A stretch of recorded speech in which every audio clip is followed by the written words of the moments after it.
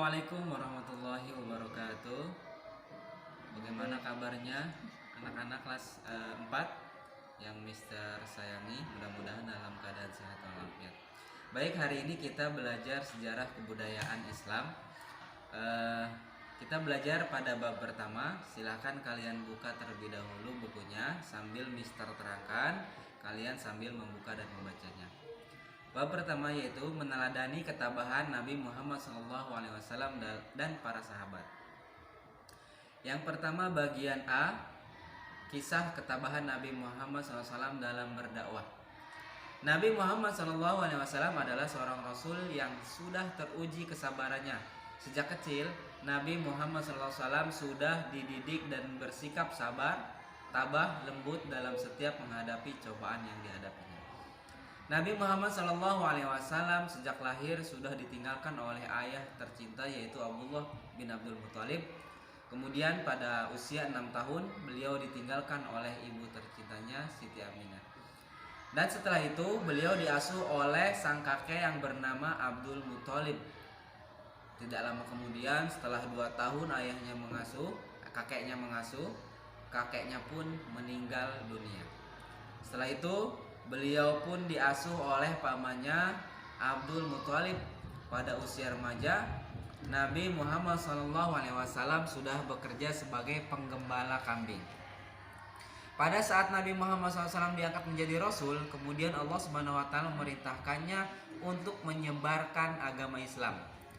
Pada saat itu, beliau mendapatkan tekanan dari kaum kafir Quraisy. Kemarahan dan kecaman kaum kafir Quraisy semakin memuncak pada saat Nabi Muhammad SAW berdakwah secara terang-terangan. Meskipun Nabi Muhammad SAW selalu mendapatkan tekanan dan ancaman dari kaum kafir Quraisy, beliau tetap bersikap tabah dan sabar dan tidak putus asa untuk menyebarkan agama Islam. Sikap sabar Nabi Muhammad SAW tercermin dalam beberapa hal, diantaranya yang pertama yaitu 1. Tekanan dan aniaya dari Abu Lahab. Abu Lahab adalah salah satu orang yang membenci dakwah Nabi Muhammad SAW. Dia melempari Nabi Muhammad SAW dengan batu ketika Nabi melaksanakan ibadah haji sampai kedua tumit Nabi berdarah. Selain Abu Lahab, istri Abu Lahab yang bernama Ummu Jamil binti Umayyah pun juga ikut menganiaya Nabi dengan cara menaruh duri di jalan yang selalu dilewati oleh Nabi. Bukan hanya itu, dia juga menaruh duri tersebut di depan pintu rumah beliau. Yang kedua yaitu siksaan dari tetangga Nabi Muhammad SAW. Ada 4 orang yang merupakan tetangga Nabi Muhammad SAW.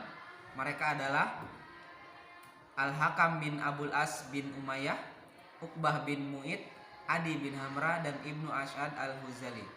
Keempat orang tersebut adalah tetangga Nabi Muhammad SAW yang pernah melemparkan isi perut domba ketika Nabi Muhammad SAW melaksanakan sholat. Mereka selalu mengejek dan menghina setiap kali bertemu dengan Nabi Muhammad. Kemudian yang ketiga, bujukan Abu Thalib.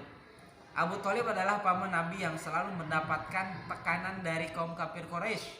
Abu Thalib pernah membujuk Nabi agar Nabi menghentikan dakwahnya. Namun dengan lembut Nabi Muhammad SAW menolaknya dan berkata, "Wahai pamanku, seandainya matahari diletakkan di tangan kananku dan bulan di tangan kiriku, aku tidak akan menghentikannya sampai Allah memberikan kemenangan atau binasa dalam berjuang."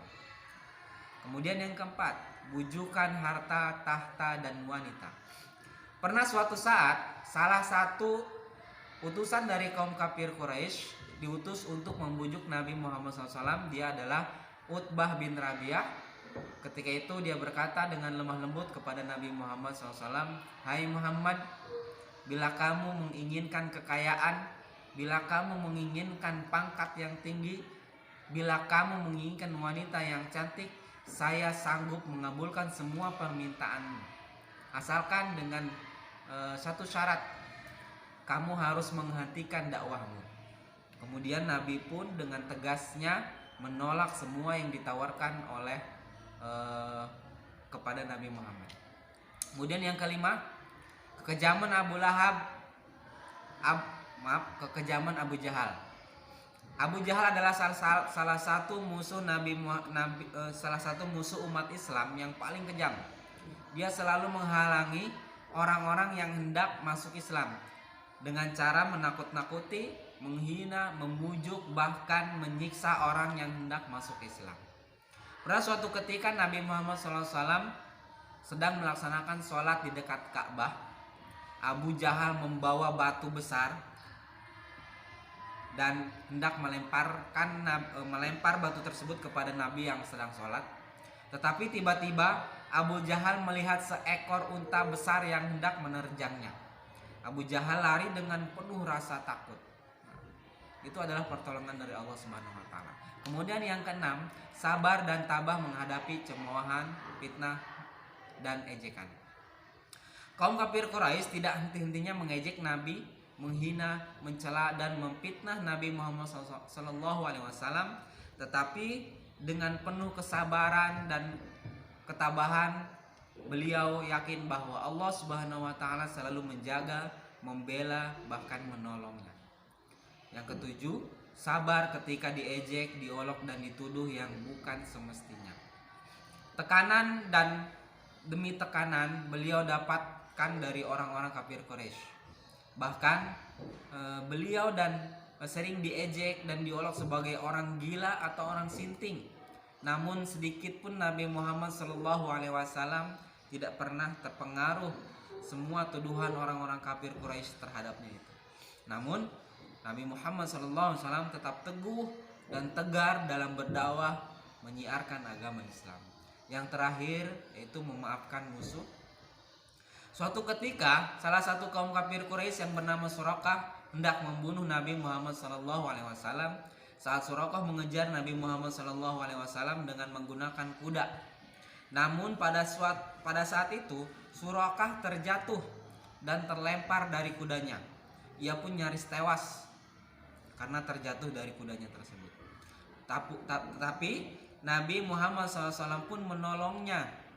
Suraqah terharu dan langsung meminta maaf kepada Nabi Muhammad SAW dan Nabi pun memaafkannya. Nah, itulah beberapa hal yang berkaitan dengan ketabahan dan kesabaran Nabi Muhammad SAW dalam berdakwah. Jangan lupa kalian baca kembali, nanti minggu depan Mister tanya. Kurang lebihnya mohon maaf. Assalamualaikum warahmatullahi wabarakatuh.